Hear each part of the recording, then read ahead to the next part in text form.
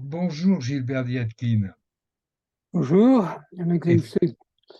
je suis très content que tu aies accepté de faire cette vidéo pour notre travail sur la sémiologie de la relation, qui n'existe pas en tant que telle en psychiatrie. Et dans le cadre de cette réflexion, je voulais te demander ce que se veut dire surnom culturel pour un psychanalyste et si tu veux, dans un deuxième temps, tu pourrais développer en quoi cette notion peut intéresser un psychiatre qui n'est pas forcément psychanalyste, qui peut être fait avoir fait une analyse, qui peut être un psychiatre de formation psychanalytique, mais qui fait peu de psychanalyse ou qui n'en a jamais fait, mais qui voilà, a cette formation, ou bien il y a des psychiatres, psychanalystes, enfin un peu tout le monde, des psychologues aussi. Voilà. Donc, je te laisse la parole que vous dit et je vais, voilà, à toi. Oui, donc cette notion de format culturel, c'est Freud qui en parle. En fait, il en parle une seule fois dans Malaise dans la civilisation. Il a l'idée que les civilisations ont un surmoi comme les individus ont un surmoi.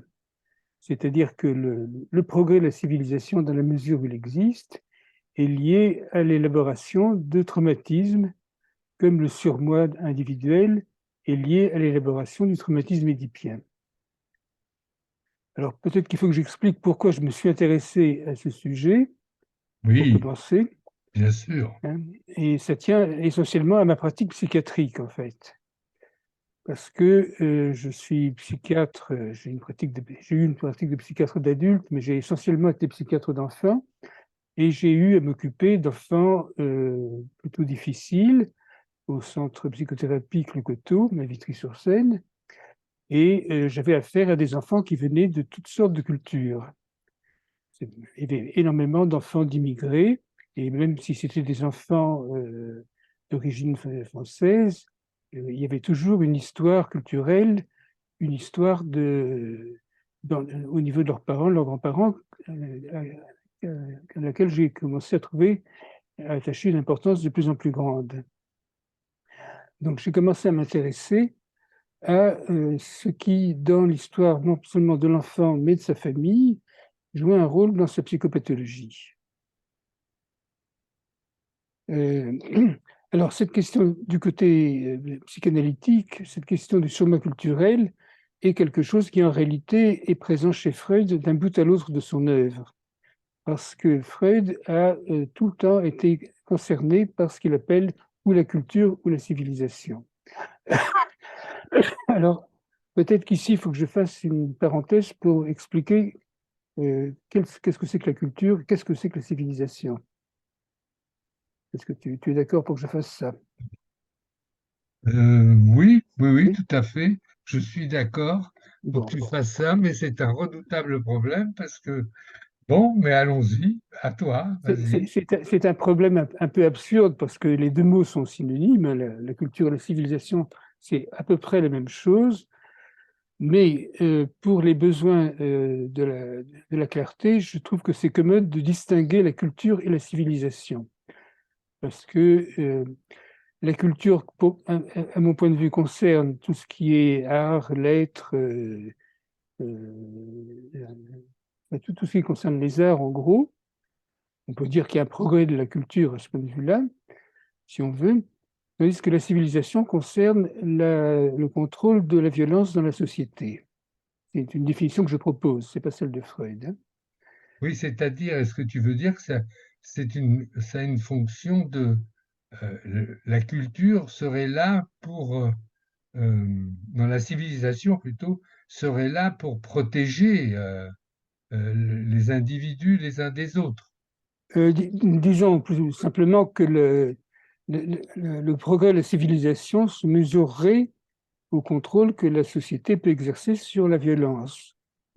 Ok, La question se pose parce que euh, on voit aussi des régressions de la civilisation.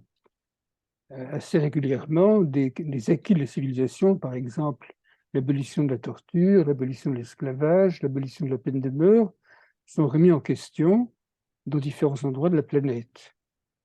Ça concerne la psychiatrie aussi, parce que l'enfermement Oui, des malades mentaux et au contraire le progrès de la psychiatrie après la Seconde Guerre mondiale, c'est des questions de civilisation à ce point de vue-là. On s'est mis à traiter les malades mentaux autrement. Euh, bon, ça commence à Pinel. Pinel dit il tout faut à fait. demander à Poussin qu'est-ce que vous faites quand ils sont agités, et Poussin dit je les détache. Hein, ça c'est un progrès de la civilisation dans ce sens-là. C'est ça. Et inversement, aujourd'hui, pour des raisons sur lesquelles il vaut la peine de s'arrêter, on attache de plus en plus souvent les malades dans les services de psychiatrie. Et à mon avis, c'est une régression de la civilisation. Donc il y a un progrès et il y a une régression de la civilisation, et aucun progrès de la civilisation n'est acquis une fois pour toutes. Alors, Freud s'est intéressé à cette question depuis les origines de son œuvre. C'est-à-dire qu'il a d'abord considéré la civilisation comme un poids qui s'exerçait sur l'individu. De son point de vue, la civilisation demandait trop aux individus, la civilisation demandait trop de contrôle sur les pulsions, donc c'est surtout aux pulsions sexuelles, bien sûr, et il disait, si on continue comme ça, on va arriver à une société où tout le monde va être hystérique, ou bien tout le monde va être syphilitique. Enfin, il avait une vision terrible de la civilisation au début de son œuvre. Donc, au début, il voit la civilisation comme un adversaire. Et puis, au moment de la Première Guerre mondiale, il fait partie de ces quelques Européens qui sont consternés par l'effondrement de la civilisation que représente la Première Guerre mondiale.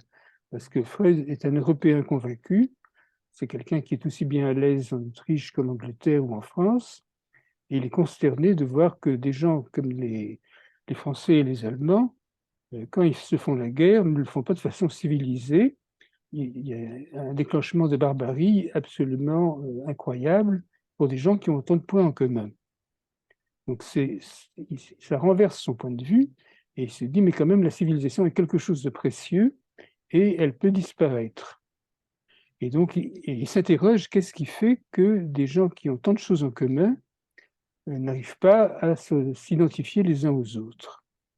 Après tout, les Français et les Allemands, ils ont les cultures en commun, ils ont énormément de choses communes, ils devraient pouvoir s'identifier les uns avec les autres. S'ils se font la guerre, ils devraient en tout cas le faire avec précaution et avec retenue. Or, ce n'est pas du tout ce qui arrive pendant la Première Guerre mondiale. Bon, il n'est pas le seul à découvrir ça. Hein. Paul Valéry l'a dit aussi avec éloquence. Valéry dit, à la fin de la Première Guerre mondiale, nous autres civilisations, nous savons maintenant que nous sommes mortels. Mais Freud se dit, qu'est-ce qui fait que de si petites différences entraînent un tel déchaînement de violence? Et il ne sait pas comment répondre à cette question. Il la pose dans ces termes-là. Il dit il doit y avoir une valeur narcissique extraordinaire dans ces petites différences qui opposent les Français aux Allemands et qui font qu'ils sont capables d'un tel déchaînement de cruauté. Mais il ne sait pas à quoi c'est dû. Et puis, à mon avis, Freud fait une découverte assez importante dans les années 20, enfin, après la Première Guerre mondiale. Il découvre que dans le processus d'identification lui-même, il y a une libération de destructivité. Alors là, c'est un point un petit peu difficile à expliquer pour des non-psychanalystes. Peut-être que Est-ce que tu veux que je prenne le temps d'expliquer ce que ça veut dire? Euh, oui, oui, Hein, parce oui, que oui. c'est quand même pas très évident. D'ailleurs, Freud lui-même n'a pas tiré tout à fait les conséquences de ces découvertes que dans le processus d'identification, il y a une libération de destructivité. Ouais, ouais, Mais c'est ouais. quelque chose qu'il a remarqué. Il a commencé par le remarquer. euh, enfin, donc là, il faut quand même dire un tout petit mot de métapsychologie, de théorie psychanalytique, en parlant de la théorie des pulsions. Hein, pour les psychanalystes, il y a deux sortes de pulsions. Il y a des pulsions érotiques, libidinales, et puis il y a des pulsions agressives qui Destructif. normalement sont liées ensemble. Normalement, les pulsions érotiques contrôlent les pulsions agressives, mettent l'agressivité au service de la personne, mais dans certaines circonstances, les pulsions se séparent. Et Freud dit elles sont désintriquées. Et quand elles sont désintriquées, il y a un risque que la pulsion demeure, s'exprime librement sous forme de destructivité. Dans quel cas est-ce que ça se produit?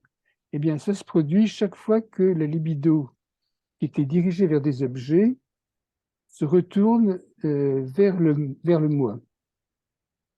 Parce qu'à ce moment-là, il n'y a que la libido qui se tourne vers le moi et la pulsion de mort est libérée. Ça paraît très abstrait comme ça, mais je peux donner un exemple simple de ce que je veux dire et de ce que Freud veut dire aussi. Si tu vas à un match de football, je ne sais pas si tu as l'habitude d'aller voir des matchs de football. Non. Non? Ben, Mais, écoute, je sais que beaucoup de personnes beaucoup de le collègues, regardent. Oui, beaucoup de collègues d'accord. vont à des matchs de football. Alors, c'est une chose de le regarder à la télévision, mais si tu vas dans un vrai stade, tu Oui, remarqueras qu'il y a beaucoup de monde et puis qu'autour du stade, il y a énormément de forces de police. oui, Et tu te dis, tiens, c'est curieux, voilà un match de football qui va se passer en respectant les règles du sport, pourquoi est-ce qu'il y a tellement de flics? Et pendant le match, tous les spectateurs sont pris d'un amour absolument énorme pour les footballeurs de leur équipe. Et ils s'aiment tous les uns les autres d'une façon qui ne tient pas du tout compte des différences de sexe, de génération et de classe oui. sociale. Quand le footballeur marque un but, la personne, moi j'ai eu une expérience comme ça, brusquement, à ma gauche, il y avait un jeune homme, et à ma droite, il y avait ce qui me paraissait être une vieille dame, mais elle était plus jeune que moi, bien sûr. Et tous les deux, quand le but a été marqué, ils se sont précipités dans mes bras, ils m'ont embrassé tous les deux en même temps.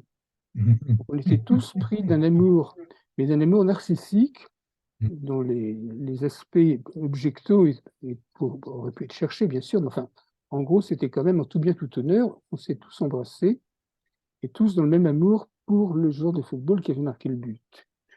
Alors, dans ce moment-là, il y a toute la libido des participants devient une libido narcissique.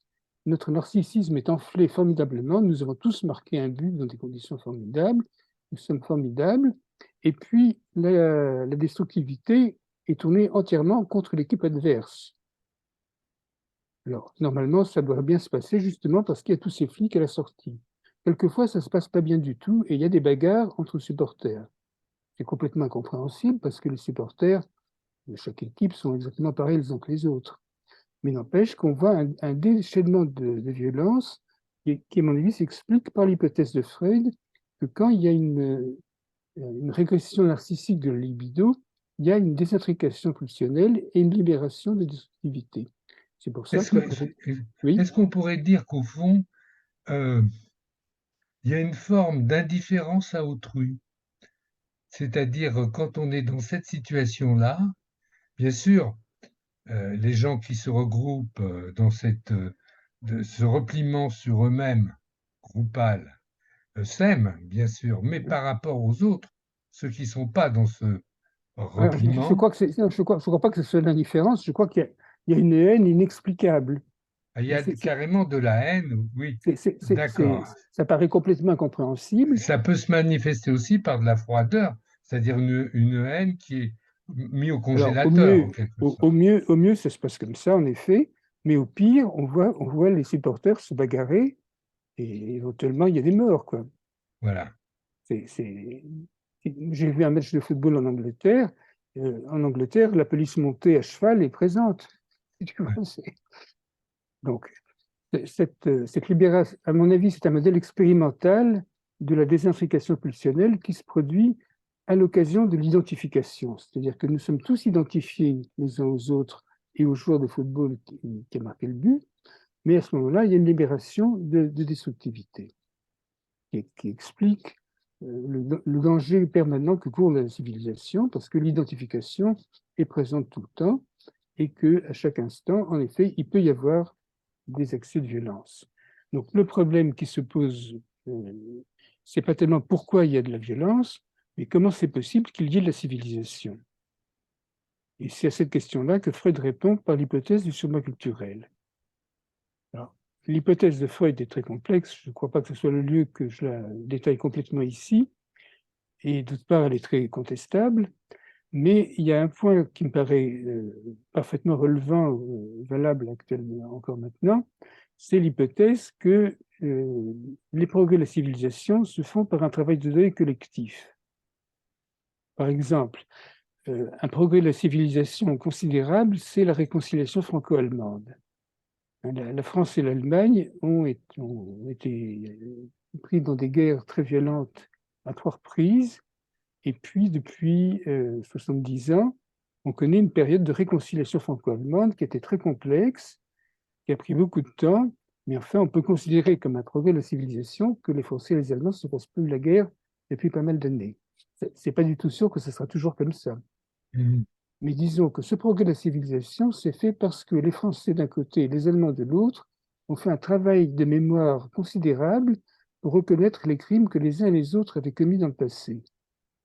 Et ce travail de mémoire, c'est un travail de deuil sur toutes les personnes qui ont été victimes de la barbarie nazie, victimes de la collaboration. Et c'est ça qui nous permet maintenant de pouvoir avoir de bonnes relations entre Français et Allemands. Alors, l'idée de Freud, c'était que le soma culturel reposait sur le meurtre d'un grand homme qui défendait le progrès de la civilisation et qui, dans un premier temps, a été victime de la violence de la foule, et dans un deuxième temps, la foule a fait le deuil de cette personne et a accepté le progrès de la civilisation proposée. Euh, Tu dis un grand homme, c'est-à-dire, qu'est-ce que tu veux dire exactement? Alors, ce que Freud veut dire, c'est qu'il pense à des leaders, et il pense essentiellement à Moïse. Hein, c'est dans son travail sur Moïse et le Ah, monothéisme. d'accord. Voilà. Un grand homme propose un progrès de la civilisation, le peuple refuse, met à mort le grand homme, et ensuite s'identifie au grand homme et fait sien le progrès proposé. C'est construit sur le même modèle que le surmoi édipien.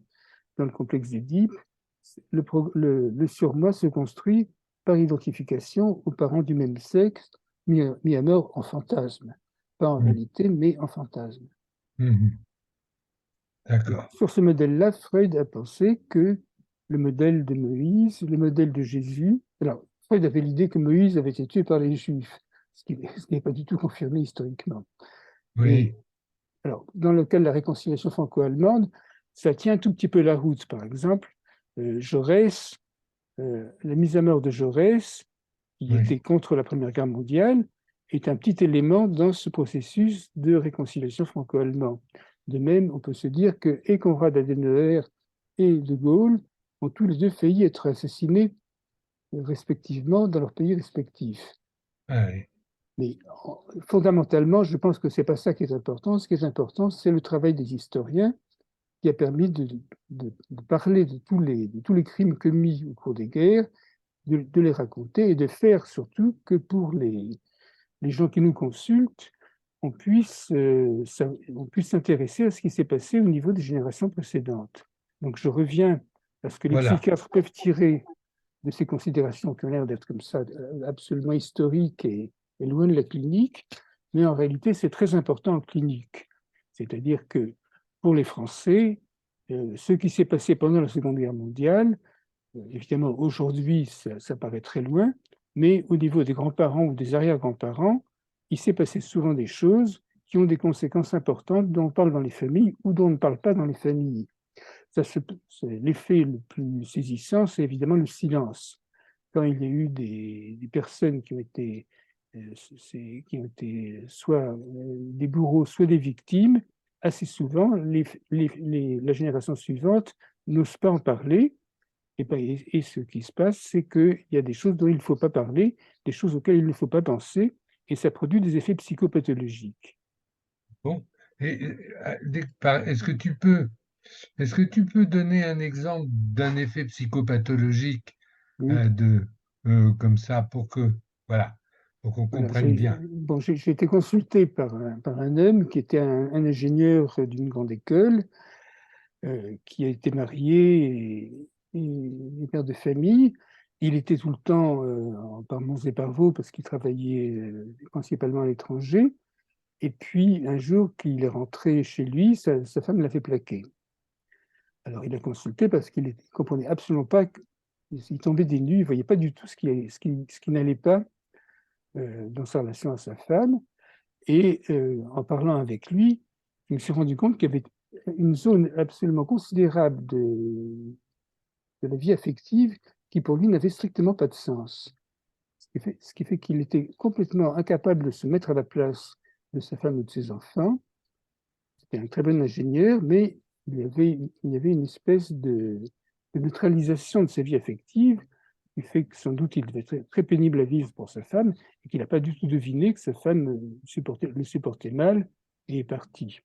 Il n'avait aucune capacité identificatoire. Non, aucune. Voilà. Et une vie affective extrêmement pauvre. C'était un type extrêmement intelligent, très efficace dans son travail et complètement paralysé, anesthésié psychiquement, affectivement. Voilà. Alors, pendant un certain temps,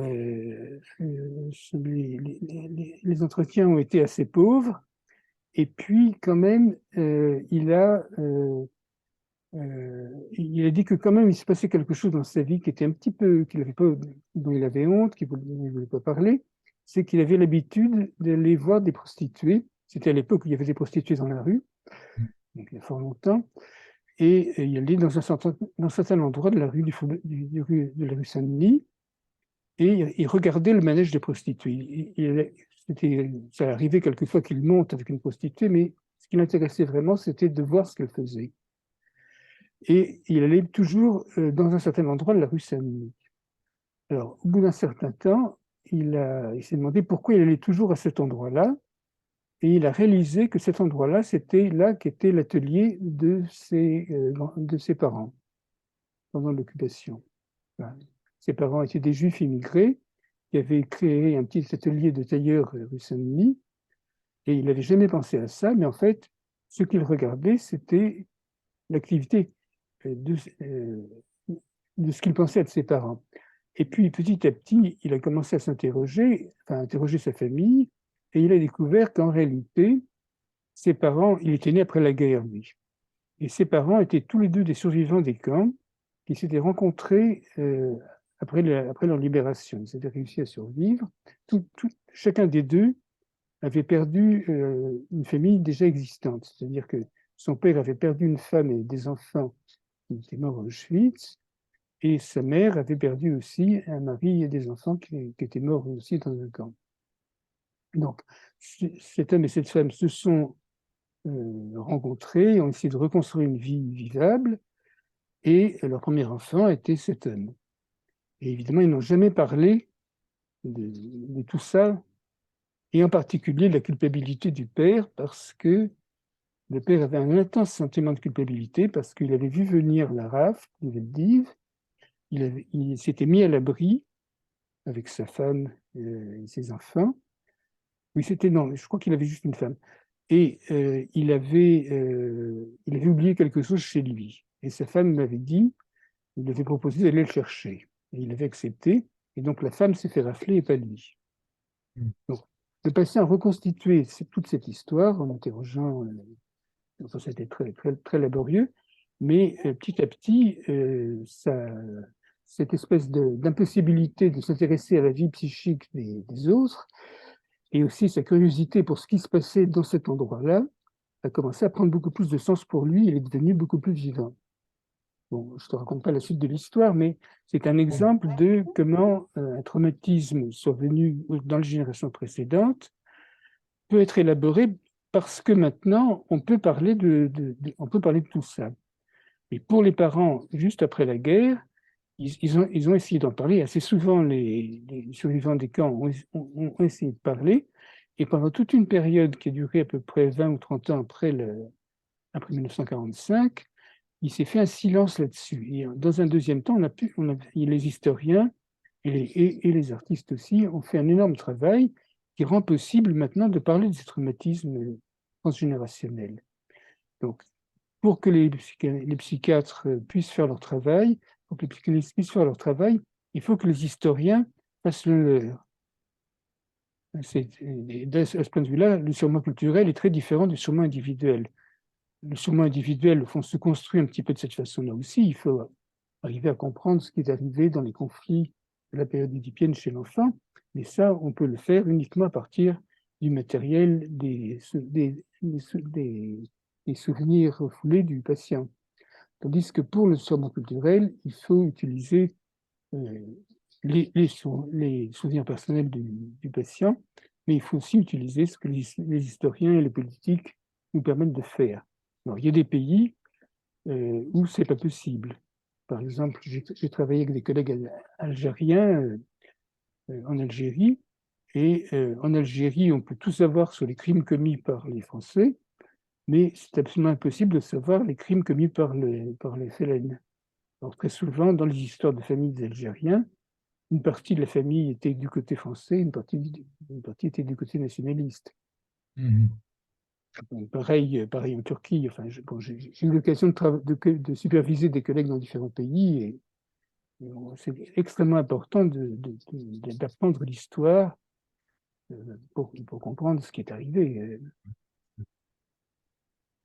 Alors, comment ça se passe là? Oui, finalement, c'est quasiment, enfin, ce que tu nous dis là est impressionnant parce que, comment dire, pour comprendre les phénomènes sociaux, c'est peut-être enfin, moi j'ai toujours un peu pensé, mais pas aussi fouillé que toi, je crois, que c'est probablement un des plus grands livres une des plus grandes études sur les phénomènes sociaux, politiques qui se déroulent dans une société, dans un pays, entre pays. Voilà. Bon. Quand tu es en consultation, quand tu reçois en tant que psychiatre, psychanalyste, tu reçois des enfants, par exemple, comme tu le disais, au couteau, hein.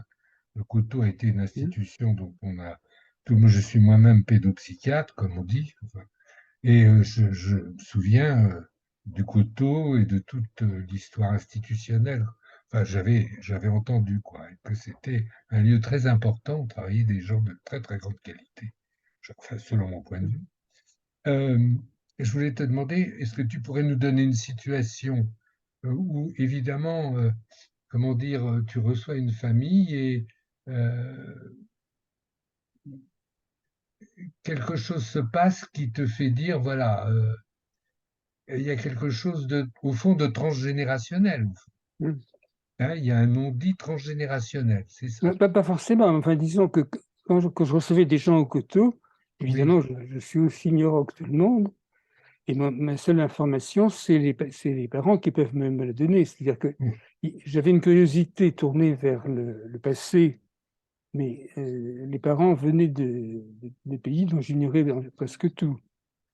Mhm. Donc, par exemple, je me souviens euh, d'un couple qui avait un enfant très, très perturbé, en grande difficulté, et les parents, c'était tous les deux ils venaient d'un pays du Sahel. Je ne sais plus lequel d'ailleurs, peut-être le Mali, mais je me rappelle plus très bien. En tout cas, c'était dans la région du Sahel, et il y avait une différence considérable entre le père et la mère que je m'expliquais mal. C'est-à-dire que le père était en France depuis 30 ans, et il parlait très mal le français. Il travaillait comme homme à tout faire dans un hôtel. La mère ne travaillait pas, elle était en France depuis peu de temps, mais elle avait un excellent langage, enfin en français, et elle était beaucoup plus fine et elle comprenait beaucoup mieux son enfant que le mari. Et le mari était extrêmement difficile parce qu'il supportait très mal que justement on puisse établir une communication avec sa femme et que lui se sente mis de côté à cause de ça. Et euh, en parlant à plusieurs entretiens avec ce couple, j'ai compris qu'il y avait une différence sociale entre les parents qui m'échappait complètement, mais qui était extrêmement marquée parce que au Sahel, c'était des éleveurs, donc je ne sais plus quelle est la. Il y a les Peuls et les Touaregs. Enfin, en tout cas, c'était une famille d'éleveurs, et la mère venait d'une famille qui avait un assez grand nombre de bovidés, alors que le père venait d'une famille qui avait beaucoup moins de bovidés.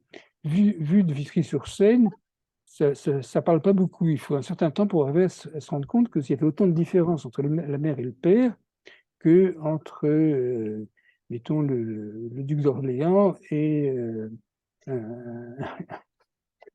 enfin, tu vois, un couturier, un bourgeois quelconque à l'époque de Louis XIV, quoi.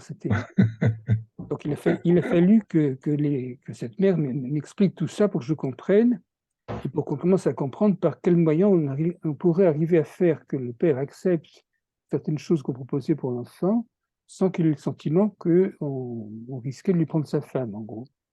Et alors là, on a réussi à faire intervenir l'imam de Vitry-sur-Seine qui a compris la situation et qui a réussi à parler au père, qui a pu faire qu'on puisse mettre l'enfant en psychothérapie. Alors c'est une situation où bon, je n'ai pas du tout eu accès au passé transgénérationnel, mais je sais que ce sont des pays où il y a eu des choses épouvantables. Il y a eu des génocides entre les peuples et les Touaregs, hein, et c'est revenu ensuite dans les événements du Mali. Donc ça, c'est un exemple, tu vois, on découvre petit à petit l'importance que ça a d'arriver à comprendre le passé transgénérationnel dans une famille, une culture dont on ignore tout. Enfin, moi, en tout cas. Donc, bien sûr, les collègues qui ont la chance de travailler avec des anthropologues sont plus avancés. Enfin, faut lire les travaux de Marie-Rose Moreau là-dessus. Elle travaille avec des spécialistes des différentes cultures et donc elle en sait beaucoup plus. Écoute, ça nous laisse, je pense que bah, ça me laisse, mais ça va laisser songeur quelqu'un qui t'a écouté parce que se pose le problème de la durée de la consultation, de sa répétition et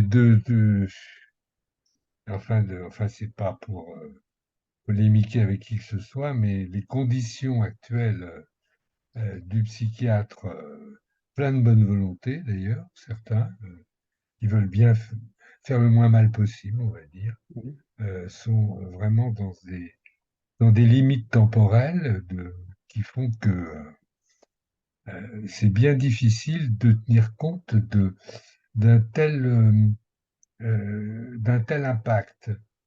Est-ce que tu serais d'accord pour dire que quand même, si on a conscience de cela, sans pouvoir, comment dire, sans pouvoir l'utiliser au bon sens du terme, c'est-à-dire le mettre au service d'une, d'une reprise par le sujet de ce qui est nécessaire pour lui et pour les autres, on peut, la consultation peut quand même être infléchie dans un certain sens. Voilà.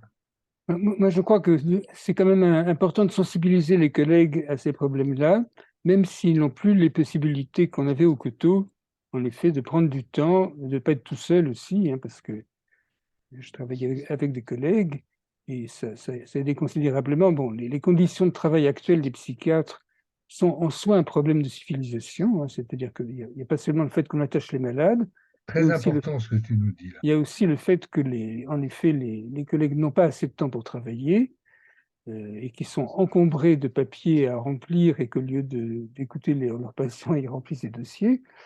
Bon, c'est quelque chose qui s'est produit, qu'on a vécu, sur lequel on n'a pas énormément de prise, mais malgré tout, on est nous-mêmes pris dans l'évolution de la civilisation. Et de ce point de vue-là, eh bien, la psychiatrie, ce qu'on fait aux malades mentaux, la façon de les prendre en charge, tout ça, c'est un problème de civilisation et on vit actuellement une régression. Bien, bah écoute, Gilbert Dietine, nous te remercions du temps que tu nous as consacré. Et si tu le veux bien, nous allons arrêter là notre, enfin, tes propos. Et Attends, je vais quand même dire quelque chose, oui, bien sûr, parce que il se trouve que j'ai écrit un livre là-dessus, oui, et comme les gens n'ont pas non plus beaucoup le temps de lire des livres, je voudrais quand même les encourager à lire mon livre, parce que si je ne le fais pas, personne ne le fera. Donc c'est un livre qui s'appelle Le surmoi culturel, et oui. qui est édité par les éditions Fario. Fario. Très bien. Tu as bien fait de rajouter ça. Et c'est un livre que j'ai lu il y a quelque temps. Voilà. Écoute, nous allons arrêter là l'entretien. Je te Entendu. remercie encore de ta Je te remercie de. disponibilité et de ta simplicité surtout, et de l'effort que tu as fait, didactique, pédagogique, pour nous faire comprendre quelque chose. Merci beaucoup, Gilbert.